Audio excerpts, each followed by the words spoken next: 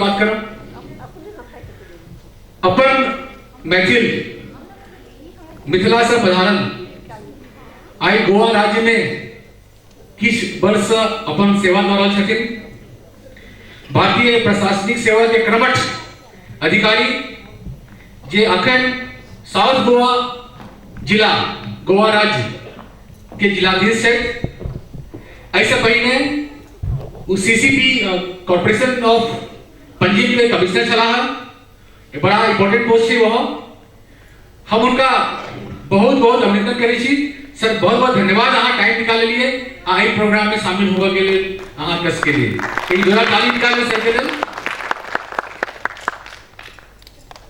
श्री दाजी सागर जी जे सारस्वत समाज के रिप्रेजेंट करै छै और सब गोटे बुझने छी जे एक समाज सेवा के सेवक के रूप में जे हिनकर कार्य छै और चाहे कोनो वर्ग के लोग होई कोनो प्रांत के लोग होई सबके जे सहायता प्रदान करै छै गोवा राज्य में ई किनको सुपल नहीं है।